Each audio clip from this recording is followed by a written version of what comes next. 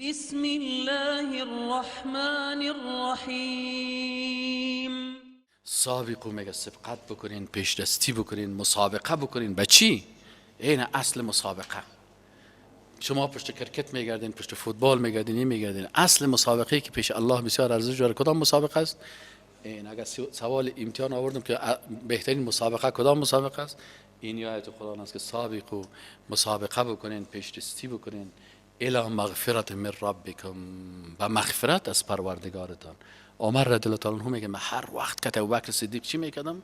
پیش دستی میکردم. که پیش مریض که میرفتم برو ابوبکر صدیق نرفتم، من رفتم ان شاء الله درجه میرفتم که وقت ابوبکر صدیق پیش مریض شد. سر جنازه یک شخص میرفتم برو ابوبکر صدیق خبر نداره، میرفتم وقت ابوبکر صدیق استاد. پیش یک یتیم میرفتم کمک کنم، وقت میرفتم که ابوبکر صدیق به اون نفر برام میگفت ابوبکر صدیق آورد برام نان نه آورد. پیش بیوه، پیش فلانی. آخر میگه یک روز رسول الله گفت که مال بتین برای جهاد. میگه من رفتم نصف مال خانه ما بردم. گفتم امروز خدا ابوبکر صدیق کردم، من چی میشم؟ پیش دست میشم. منتظر بودیم که ابوبکر صدیق آمد کل مال خانه خدا آورد. میگه من گفتم، میگه رسول الله گفت ابوبکر صدیق و فامیل چی را ماندی؟ میگه یا رسول الله برای فامیلم الله و رسولش ماند. کل مال خدا در راه الله مصرف کرد. و تو خب مفت نیست که لقد رضی الله عن المؤمنین، تو بگی از ما راضی شما. در مسجد یک گاز کار میشه، پتک خودم میگیری که باش کدام تا دیگه اگر در پر از من نخواه. تو میخوای خدا ابوبکر صدیق جور کنی نه؟ دار پس جیبت نمیبرایم. خب باز چی میگن؟ مسجد غنی است. چی مانا غنی؟ یعنی از مسجد دوزی کو ببر. قرآن مسجد هم دوزی میکنه و فرشای مسجد هم دوزی میکنه. مسجد غنی است. گپای مردم های لوده که این گپا را جور کردن. مسجد در علم غنی است، در توحید غنی است، در عبادت غنی است، در مادیات غنی است. مردم افغانستان هم غنای مسجد هم به چی تفسیر میکنن؟ در مادیات. مسجد در معنویت غنی است. در مادیات که است تو باید مسجد فرشش، دروازه‌ش، چراغش، مدرسه‌ش. این مدرسه نمیشه است میل کټک کټ پیسه دارا میجه میان روزای جمعه نماز میخوان. تا بالم یک مدرسه را تکمیل نکردن. اگر یک درمسال اون دو باشه با سعی کنی که این بت خود از طلا جور میکنن. ببین یک بت است این سگا را سعی کنید اونجا جور کردن، گاوا جور کردن طلایی. ما شما سمیتی جور کردن نمیتونیم. این حال ایمان باید این تو قوی باشه. اون کافر اون دو چیز میکنن، مسلمان ها که حالا ذلیل هستن به خاطر نمی است که مثل صحابه ور زندگی نکردن. صحابه چی خصوصیت داشتن؟ سه سرمایه داشت صحابه. ارسیش برای دین داده بودن: سرمایه مال، سرمایه وقت و سرمایه انرژی. جسم خودم، انرژی خودم برای اسلام مصرف میکردن، مال خودم برای اسلام مصرف میکردن و وقت خودم برای اسلام میدادن. الله گفت لقد رضی الله عن المؤمنین، از این مؤمنا الله راضی شد. میخوایم که راضی شد الله، ما باید صفات صحابه را در وجود خود پیدا بکنیم. الله متعال میگه سابقو، شما سبقت و پیشدستی بکنین الی مغفرت من ربکم، به مغفرت از جانب ربتان پروردگارتان، و سبقت بکنین و جنت، به او جنتی که کوشش کنین که خدا جنت ببرین در مسابقه که نتیجهش بردن جنت باشه. او تو جنتی که عرض هست که عرض السماء والارض، که عرض از مثل عرض آسمان ها و زمین است. طولش دیگه والله اعلم اعدت، ای برای کی آماده شده؟ للذین آمنوا، کسانی که ایمان آوردن واقعا یقین دارن بالله، به الله و رسولی و به پیغمبرایش. ذالک فضل الله، ای ایمان و یقین الله میگه این فضیلت الله هست، این مدال الهی هست که الله یوتیه میت. این مدال برای کی؟ من یشاء، برای هر کسی که بخواه، جوان باشه، پیر باشه، سیاه باشه، سفید پوست باشه، زن باشه، مرد باشه. این الله برای هر کس میخواد میته که الله او را بخواه. والله ذو الفضل العظیم، الله بسیار صاحب فضل بزرگ است. دیگه موضوع را براتون میگه که این موضوع متوجه باشین که اگر سرتان مصیبت میایه جگرخون نشین. چرا؟ میگه پیش از این که تو پیدا شوی وقت نشته شدگی هست. مثلا نمیشه شیشی درس میتی یک دفعه صاحب دستا و پایایت بسته میشه. چی شد؟ والا بردن فلانی را. کجا برده؟ چون در زندان انداخت.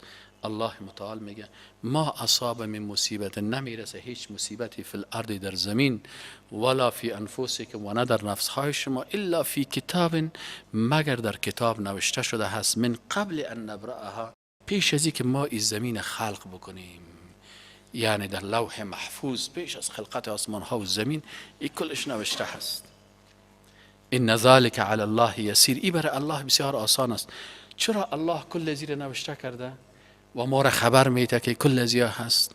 لکی لا تأسوا علی ما فاتکم، به خاطر ازی که شما جگرخون نشین، غمالود نشین، خود دیوانه جور نکنین.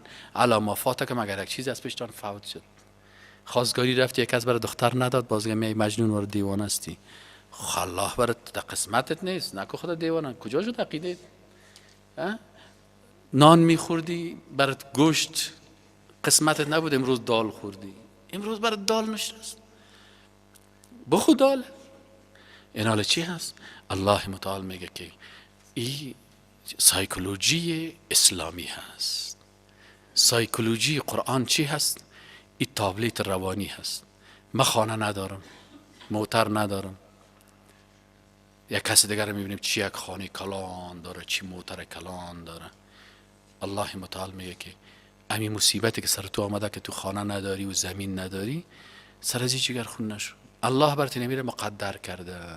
شکر یا الله که کچالو میخورم از حلال، شکر که کباب ها را نمیخورم از خون مردم، شکر که موترک 50,000 دلاری را ندارم. مفت است موتر 50,000 دلاری، تا که مانکت نفروشی. آل عصر چی هست؟ آل جامعه ایمان ساز نیست، ایمان سوز است. تا که غلطی نکنی، تا که رشوت ندی، تا که غصب نکنی، تا که ظلم نکنی، سراشان پیدا کرده نمیتونی. از او خاطر یک دانه بایسیکلک داشته باش، دل تی طرف میدوانی، دل تو طرف. الله متعال میگه لکی لا تأسوا، تا که شما جگرخون نشین علی ما فاتکم، او چیزی که از دست شما رفته. کار کردی، زحمت کشیدی، درس خواندی، تحصیل کردی، کلی چیز داشتی، لکن یک نفر بی سواد است، موتر مثلا 2017 داره، تو بیچاره بایسیکل 2017 نداری. خلاص الله میگه بر از اونم من چیز دادم برای تو. یک وقت هندوستان رفتیم، یک پروفیسور بود، یک کس پرسان کرد، گفت امی پروفیسور هندی بسیار فهمیده آدم بود. این نفر از پیش پرسان کرد، گفت خیلی مسلمان ها چقدر ضعیف هستن، هیچ چیز ندارن، و کافرها رسه که چقدر موترهای لکس دارن. گفت برادر یک مثال برات میگم، گفت مثلا در خانه یک دانه توتیگک داری و در غار یک دانه پشک است. برای پشک کیک میمانی، خب بعدت میایه، برایش دام میمانی، اما کیک دام است. برای توتیگک نان خشک میتی، او را خوش داری. الله گفت ما را خوش دارم، ما را نان خشک میته. این کافرها مثل موش وارث بر از یا هر روز صبحی چایشان کباب است و کلچه است و کیک. فهمیدی یعنی؟ گفت ما را الله خوش داره. فهمیدی؟ گفت الله ما را خوش داره. همین چیز کمه بر ما داده، لکن خوش ما داره. او را زیاد چیزا را داده، الله او را خوش نداره. پس الله متعال میگه لکی لا تأسوا علی ما فاتکم، اگر یک چیز از شما فوت میشه جگرخون نشین، ولا تفرحوا بما آتاکم، و اگر باز یک چیزی براتون داده میشد باز زیاد دیگه خوشحالی و غرور و تکبر نکنین که این صاحب محترم را دیدی، این صاحب 2000 چند است که بیا خانه را نشانت بدم. یک روز یک کاکاگک مرا یک خانه برد، از دست او را توصیف کرد بیخی مرا گریه گرفت. گفتم سبحان الله، توی سگ شیطان چقدر دل از این خانه را انداخته. قدر یک ار کلکینش آواز میکن، تو بیا این استادی کلکینش آواز کن، سگ بیرون هوا را که کلکینش از چوب فلانی ساختیم، که فلانیش از این ساختیم. حیران ماندم. الله متعال میگه ولا تفرحوا بما آتاکم، زیاد خوشحالی با آنچه که داده شدین. چرا خوشحال نباش؟ نشه که اینمی موتر وسیله امتحان تو باشه، اینمی خانه امتحان تو باشه. در روز قیامت میگه انسانی که نداره غریب است، زحمت کشیده، درس خوانده، تحصیل کرده، کوشش کرده، لکن حرام نخورده، خانه شخصی نداره، موتر شخصی نداره چون حرام نخورده. و کس دیگه هست که او همشه داره. میگه این انسان غنی که از حرام تغذیه شده اگر در جنت هم بره 500 سال بعد از او غریب کده داخل جنت میره، نیم روز آخرت 500 سال پیش از او که تو در جنت میری. شکر که ندارم از این موتر که در روز قیامت پرسان شود. نداشتی از سر پلسرات که تیر شده، موتر داری؟ نه صاحب، خب برو تیر شو. خانه داشتی؟ نه صاحب نداشتم، برو بخیر تیر شو. کالا یک دو جوره داشتم کرته و کنه خود تیر شو. در بانک چقدر پیسه داشتی؟ هیچ نداشتم صاحب، برو بخیر. و دیگر یک پرسان میگن خب موترت از کجا کردی؟ در چی مصرف کردی؟ چقدر خریده بودی؟ در کجا دواندی؟ چقدر نفر موتر زدی؟ اون نفر که زدی کشتی گریختی؟ بسیار موترداراست که نفر میزنن بگریز که نمیزن میگروزه. یک وقت بری اون نفر بیچاره خونریزی کرده همونجا مرده. در روز قیامت از یخنش ما کم میگیره، از زدن که دواندن زیادش میکنه. سر پلسرات ایلاش میته در قنطره استاد میباشه. ملک یگان یک چیز ما بخوره باز من برو خیر است نوش جان بخور باز ما در قنطره استاد میشم کتت. اونجا باز محاسبه حق بنده است. بسیار کسا میخوره حق آدمه. دیگه الله متعال میگه لکه لا تأسوا علی ما فاتکم ولا تفرحوا بما آتاکم والله لا يحب، الله دوست نداره کل مختال، هر انسان خیالگر مغرور فخور که بسیار افتخار میکنه سر خانه، سر قصر، سر قوم خود، سر نسب خود، سر زبان خود، سر موتر خود، سر فرش خود، سر لباس خود، سر رتبه خود، سر ماستری خود، سر دکترای خود، سر پوهاندی خود. تو خیزا میزنه که توی در پیشوریش ایت را آدم حساب نمیکنه. الله متعال میگه نه، انسان مغرور افتخار کننده را الله دوست نداره. الذین کسانی که یبخلون بخل میکنن و یأمرون الناس بالبخل، باز دیگرها را هم به بخیلی امر میکنه. برای یک فقیر که در پبیتی چی میگه؟ نتی گمش کو، پودری نباشه. حالا برادر من چی کنمش که چی است؟ دار بس بتش بیچاره از گشنگی نمره. و من یتولا، و هر کس که اعراض کنه فان الله، پس یقین داشته باشین او مردم که دو اسم از اسماء و صفات الله، یکیش الغنی هست و دیگهش الحمید است. الغنی و الحمید، الله متعال غنی و حمید هست. الغنی یکی از اسماء و صفات الله هست و الحمید دیگه اسم از اسماء و صفات الله هست. لقد، الله متعال میگه لقد ارسلنا، یقینا که ما فرستادیم رسولنا پیغمبران خود را بالبینات، با دلایل آشکارا، و انزلنا و نازل کردیم معهم به همراهشان الکتاب، کتابی که چی بوده که او کتاب برشان حق بیان میکرد و المیزان، و ترازوی انصاف، لیقوم الناس بالقسط، تا که قائم شود مردم با انصاف برن. یعنی قرآن و سنت که هست چی است؟ ترازو هست برای مسلمان. قرآن و سنت چی است؟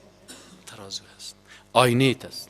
روی تا در قرآن ببین که در قرآن اما تو برات ریش گفته خط خطکی جور کن، اما تو گفته ریش زنا و روی تا کل کن، اما تو گفته برات که مثلا مویای تا قسم جور کن، چهره امی عملت، گپت، قلبت، شب و روز تا کلش در مقابل قرآن سیل بکن. اون پس الله متعال میگه ما اینو نازل کردیم تا مردم با انصاف، با عدالت زندگی بکنن.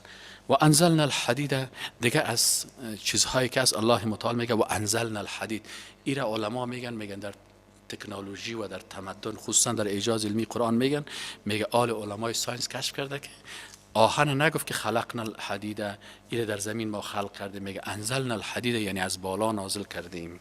آل تصاویر را گرفتن علما و میگن که این آهن از بالا از دیگه سیارات به سیاره کره زمین چی شده؟ نازل شده هست. آلی را کشف کردن علما و در اعجاز علمی قرآن ایره بیان میکنه. الله متعال میگه ما نازل کردیم حدید را، آهن را، فیه بأس شدید، در بین ازی بسیار حیبت و در بین ازی بسیار بحث و تحقیق و بسیار مسائل چی است؟ سخت است. یعنی شما میتونید از این وسایل بسیار خوب جنگی بسازین. اگر مسلمان ها امی آیت قرآن هم عمل میکردن و واقعا سلاح‌ها و وسایل و تکنولوژی خوبی را از آهن می ساختن، آل مسلمان هایی چه تو خوار و ذلیل نمی بدن. اما مسلمان هایی نمیره فراموش کردن در مسائل تحقیقات. این قرآن عظیمشان بیان میکنه که الله متعال میگه فیه بأس شدید، در یک حیبت بسیار بزرگ است و منافع للناس، در این منفعت های بسیار زیاد است برای مردم از نگاه تمدن و تکنولوژی.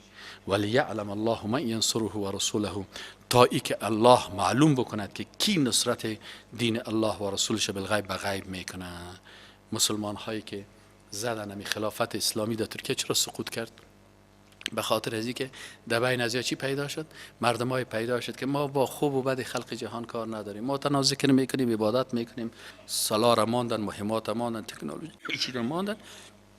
دیگر روز کافر آمدن کل خلافت اسلامی رو چی کردن؟ سقوط دادن و جهان اسلام تقسیم کردن. این از 1924 تا به حال جهان اسلام در بین کشورهای کفری چی است؟ تقسیم است. این کشورهای اسلامی که حالا میگه مثلا جمهوری پاکستان و جمهوری ایران و جمهوری عربستان و جمهوری پادشاهی فلانی، یکیش آزاد نیست، یکیش آزاد نیست. نه از نگاه اقتصادی آزاد است، نه از نگاه سیاسی، نه از نگاه نظامی، کلش. اونم سلاح کنی خدا برشان روان میکنه غرب، باز میگه برو که همسایه جنگ کن، خلاص خودش چک چک میکنه، پیسه گرفته میره. چرا مشکلشان چیست؟ اینمی آیت قرآن که الله متعال گفت ما بر شما آهن نازل کردیم، در این بسیار از نگاه جنگی بسیار اهمیت داره، از نگاه منفعت بسیار زیاد است. اگر شما از استفاده کنین، باز او وقت الله معلوم میکنه که کی نصرت دین الله و رسولش میکنه بالغیب، بدون نادیده، یعنی در غیب. ان الله قوی و عزیز. او مسلمان ها، الله بسیار قوی هست و بسیار عزیز است، با عزت است. شما باید قوی باشین، شما باید با عزت زندگی بکنین. همیشه ذلت است، همیشه غلام خارجی هستین، گاهی در دامن روس، گاهی در دامن امریکا، همیشه افتادگی هستین. همین که امریکا میگه من میرم، یگان تا صدا میکنه که نری، اگه بری ما میموریم، شکایم شتا میشه. چقدر الله متعال، چقدر ذلیل هستین، چقدر ذلیل هستین. و کافر خساره کرد گریخت، حالا میگروزه. روس هم میخواستم خساره کرد، وطنش تکت تکه میشه. این امریکا هم بخیر سال کنه، مثل روس وارد تکت تکه میشه، اقتصادش صفر میشه. حالا میگروزه. این بازگان تا بیدینای اینجا چی میگه؟ چی قصد دادن میره بانک خراب بره، بانک بره، نه روزی ما گرفته میشه. بازی زنای خدا که ما لاچ ساختیم، دخترای خدا لاچ کردیم، یگان زنایی که بی حیا هستن، بی ستر هستن. ما زنهای بی حیای افغانستان در چطورکای چطور میشیم؟ الله متعال سرطانات یک کسر مسلط بسازن که همه مثل سابق باره. مردم افغانستان ما بیخی از چتم ببره یگان تا اگر یک همه آزادی داده شد، کالای تا نکش، لباس تا بپوش، چادر تا بپوش. همین ژاپنی ها را سعی کن، چه خوب مثلا لباسکای ژاپنی خدا میپوشن. هندوها را سعی کنیم لباسای هندوگری خدا، همون ساریگک خدا میپوشه، لباس خدا میپوشه. سکا را سعی کن ریشکایش خوب، هم تا یک متر کلاگکای خدا داره. از افغانستان چی شد؟ سنت رسول الله صلی الله علیه و سلم خوش ندارن. الله هدایت کنه. الله ما شما را توفیق بده که کار بکنیم که در عزت دین الله باشه، عزت خود ما و شما باشه. ولقد ارسلنا، الله متعال میگه یقینا ما فرستادیم نوح علیه السلام را و ابراهیم علیه السلام را و جعلنا فی ذریتهما، و گردانیدیم در اولادی از اینا نبوت را و الکتاب و کتاب را، فمنهم مهتد، بعضی از اولادی ابراهیم علیه السلام هدایت شدن و کثیر منهم فاسقون، در حالی که اولادی پیغمبرا بودن لکن فاسق بودن. فاسق چی معنی؟ یعنی الخارج عن طاعت الله، کافر شدن. بسیار امینا که اولادای ابراهیم علیه السلام بودن. ثم قفینا علی آثارهم برسولنا، باز الله متعال میگه که باز چی کردیم؟ باز فرستادیم علی آثارهم، با آثار از اینا، برسولنا دیگه پیغمبرا را فرستادیم. و قفینا به عیسی ابن مریم، و فرستادیم ما کیرم؟ عیسی پسر مریم علیه السلام را، و آتیناه الانجیل، بر ازو کتاب انجیل دادیم. و جعلنا فی قلوب الذین اتبعوه، و گردانیدیم در قلب های کسانی که از عیسی علیه السلام متابعت کردند، رأفتا و رحمتا، بر از اینا رأفت دادیم، نرمی، و رحمتا و رحمت، و رهبانیت ابتداؤها. باز میگه یا چی کردن؟ یک رهبانیتی را که خود از اینا بدعت کردن، گوشه نشینی، ترک دنیا، که ما زن نمیگیریم، دخترایش گفت ما شوی نمیکنیم و این کفا. الله متعال میگه این رهبانیت و گوشه نشینی و ملنگی این دین نبود، یا خودشان این را بدعت کردن، نوآوری کردن، ایجاد کردن. وقتی که اینا ایجاد کردن، ما کتبناها علیهم الا ابتغاء رضوان الله، میگه ما کتبناها علیهم، ما ایره بالایشان فرض نکرده بودیم الا مگر ای که ابتغاء رضوان الله، یا گفتن ما به خاطر رسیدن به رضایت الله ای کارا میکنیم. گفتن ما ترک دنیا میکنیم، ما زن نمیگیریم، ما اولاد نمیگیریم، فقط برای الله کمک. فما رعوها حق رعایتها، ما برشان گفتیم زن بگی، گفت زن نمیگیریم. دخترایشان گفتیم ازدواج بگن، گفت نمیکنیم. چی میکنیم؟ گفت ما ترک دنیا کردیم، ملنگ هستیم. این ملنگا وقتی که باز وقتش رسید پلنگ شدن، هر ملنگ که ببینی روز ملنگ است، شب چی است؟ پلنگ است. دوست کی صبر، زناکار، بسیار چیزا. الله متعال میگه فما رعوها حق رعایتها. امیر رهبانیت هم که خود از بدعت کردن، امیرم باز رعایت نکردن. بسیار کسا را ببینیم میگه من بسیار با اخلاق هستم، من قلب ما پاک کردیم، من نفسم پاک است، من 9 سال است که نان جو میخورم. باز که 5 دقیقه کسی بشینی 50 تا دو میزنید. بهش میگه برادر تو خود قلبت پاک است، تو خود صفای قلبی داری، تو خود نیک هستی، چرا خیلی دو میزنی؟ چرا خیلی جنگ میکنی؟ چرا یک گپ درست نمیزنی؟ باز میفهمی که الله متعال میگه این رهبانیت بسیاری کسایی که بدعت میکنه به نام تاریکین و گپا خدا جور میکنه، بازیا این حق رعایت نمیکنن. کاش که تو باشه راستی. دینش روز در تلویزیون در رادیو در خبر گفت که در امریکا یک کشیش گفت مثلا عمر قید برش عمر میده. چرا؟ گفت تجاوز جنسی کرده. ازدواج نمیکنه باز اون تجاوز جنسی میکنه. خب یک خاله کمپیره که میگرفتی ازدواج میکردی بندی خود نمیشدی، خدا زده شه. با سر ما انتقاد میکنه که چرا ما 4 زن کی کل مسلمان ها گرفتن، ما کل ما اکثریت یک زن داریم. نه 2 تا هم کس بسیار نیکبخت ها بگیره. 3 تا را بچه‌شم کور شایم اگه دیده باشیم. 4 تا هیچ ما تا بالا مرد 4 زنه را پیدا نکردیم. کجا هستن؟ خب مقصد یک کار مباح هست. نه اکثریت ما کس ما که دیدیم چی است؟ هم یک زن داره، یعنی یک دانه هست. اون بازی هم میخوادن که شما چرا زن میگیرین، شما چرا 4 تا؟ آلو خانه خراب، ما خیر سیم ما ملامت 4 تا گرفتیم. تو 1 تا خو بگی نه من هیچ نمیگیرم. باز چی میگن؟ باز در کلیسا میرن اونجا باز تجاوزهای جنسی میکنن. الله متعال میگه این مردمایی بودن که رهبانیت بدعت کردن، ما کتبنا علیهم، ما سرشانی فرض نکرده بودیم الا یک چوری کار کردن، ما خیال به فرض نکرده بودیم. یا خیلی چوری گرفتن میگه ابتغاء رضوان الله به خاطر حصول رضایت الله، فما رعوها حق رعایتها. باز این مراعات نکردن، اما قسم که حق رعایت بود که به حق رعایت میشد نکردن. فآتینا الذین آمنوا منهم اجرهم. اینا کسایی که از اینا ایمان حقیقی داشتن مطابق هم شریعت عیسی علیه السلام عمل کرده، الله متعال گفت بر از اونها اجرشان میدیم. و کثیر منهم فاسقون. بسیاری از اینا چی هستن؟ فاسق هستن که ظاهر بازیت میده که فادر هستم و مادر هستم. باز که ببینیشان دو لیلیه های کلیسا باز کلشان مردمای بدبخت و جنایتکار هستن. الله متعال میگه که بسیارشان فاسق هستن. فاسق چی معنی؟ الخارج عن طاعت الله. یا ایها الذین آمنوا، ای مؤمنان، آل بر ما و شما خیره گفت ما و شما خدا وقایه کنیم، مثل از اینا و خدا راهب و راهبه جور نکنیم، تارک دنیا ملنگ و پلنگ خدا جور نکنیم. یا ایها الذین آمنوا، ای مؤمنان، اتقوا الله، از الله بترسین، و آمنو برسوله، بر رسول صلی الله علیه و سلم حقیقتا ایمان داشته باشین. وقتی که رسول الله میگه النکاح من سنتی فمن رغب عن سنتی فلیس منی، پس نکاح بکن. رسول الله نکاح سنت من، روش من است. هر کس که از روش من دوری کرد که گفت ما ترک دنیا کردیم، زن نمیگیرم، یک دونه 40 تا را در کلی خود بسته کرد و 16 تا بالا پوشید، رسول الله هیچ امت من نیست. این ملنگای هیچ خلاص هستن، علم نداره که بفهمه که رسول الله چی گفته. الله میگه یا ایها الذین آمنوا اتقوا الله، از الله بترسین، و آمنو برسوله، حقیقتا ایمان بیارین به پیغمبرش، به روش پیغمبر. یؤتیکم کفلین من رحمتی، الله متعال بر شما 2 حصه از رحمت خدا میده، یعنی از رحمت 2 چند بر شما میدن، 2 چند از رحمت از مهربانی خود الله بر شما میده. و یجعل لکم نورا، و الله متعال به پالوی از اینکه رحمت خدا بر شما میده چی میکنه؟ بر شما نوری را خلق میکنه که تمشون بهی، که در روز قیامت از این روشنی راحت روان هستین. و یغفر لکم، دیگه چی براتون میده؟ الله مغفرت میکنه، یعنی پیروی از قرآن و سنت سعی کنین. تقوا که داشته باشی چی میکنی؟ الله میگه که ای مؤمنان اگر تقوا داشتی تو باز چی میکنی؟ ایمان به الله و رسولش میداشته باشی. و آمنو برسوله، از الله ترسیدی، قرآن تطبیق کردی، و آمنو برسوله، و ایمان به پیغمبرش است، به سنت های رسول الله صلی عمل کردی. آل نتیجه ازی چی میشه؟ پیروی از قرآن و سنت. بعضی کسا ما را میگن شما چرا قرآن و سنت زیاد میگین؟ خب الله میگه قرآن و سنت، الله میگه که تقوا بکن، اتقوا الله. چه قسم تقوا بکنیم؟ خواست قرآن درس بگی، و آمنو به رسول، ایمان به رسول چی معنی؟ یعنی به آنچه که رسول الله صلی الله علیه و آله آورده هست، احادیث رسول الله صلی الله علیه و آله در زندگی تطبیق بکن. نتیجه چی میشه؟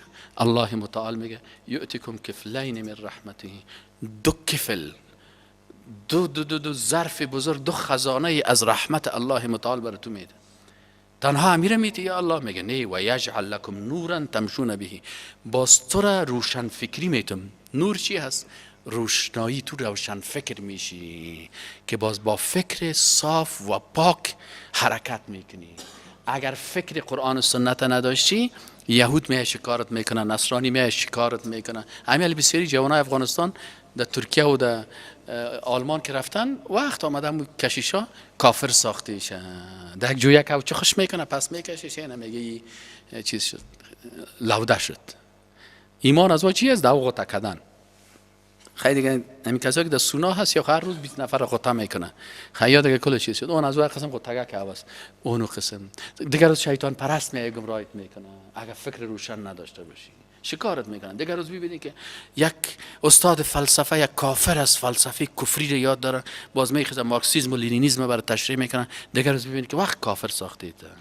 الله متعال میگه وقتی که شما به قرآن و سنت تمسک داشته باشین، الله شما را روشن فکر میسازه، نور برتان میده، روشنی که تمشون به در زمین با عمد روشن فکری حرکت میکنی.